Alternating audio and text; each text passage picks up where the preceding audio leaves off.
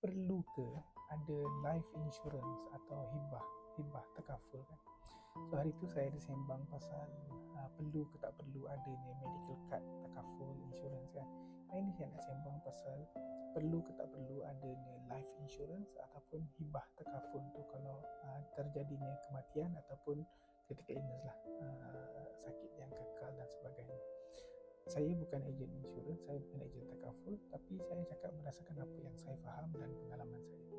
So, bagi saya, kalau kita ni breadwinner, contohnya kita ayah, kita ada anak-anak, keluarga dan sebagainya, bagi saya sangat-sangat penting, sangat-sangat perlu, malah mungkin wajib sepatutnya untuk kita ada protection kepada keluarga kita dalam jenis yang sebegitu, life insurance ataupun hibah takaful ni. Sebab apa? Kerana keluarga kita, kalau kita satu-satunya sumber income kepada keluarga kita, kalau apa-apa jadi pada kita, kematian mengejut dan sebagainya, atau sakit yang kita tak boleh nak bekerja, so pendapatan kepada keluarga kita mungkin akan terkesan. Nak bayar sewa, nak bayar tu, nak bayar ini, nak makan dan sebagainya. So semua ni bergantung dengan kita. Kalau kita tiada, bagaimana? So bila kita ada ni satu instrumen protection melalui hibah takaful dan sebagainya, at least bila kita tiada, ahli keluarga kita ada sedikit pendapatan untuk mereka boleh melangsungkan kehidupan hidup untuk beberapa masa sebelum ada sumber pendapatan yang lain. Kalau kita ada pencen, mungkin adalah sumber pendapatan.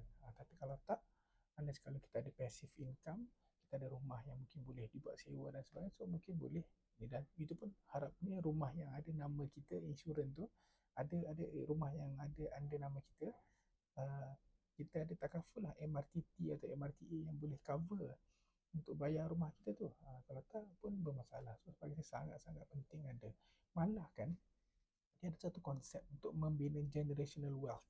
Generational wealth ni maknanya harta bergenerasi. So apa ni, apa yang dibuat oleh orang-orang yang Rothschild lah, orang-orang kaya-kaya dulu kan yang di Amerika tu, apa dia buat? Setiap ahli keluarga dia ada life insurance. Life insurance ni dibayar oleh keluarga dia, oleh trust keluarga, yayasan keluarga dia. Dan bila bila berlakunya kematian, insurans tu dibayarkan kepada keluarga. So dia membina generational wealth. So kalau kita ada satu uh, trust,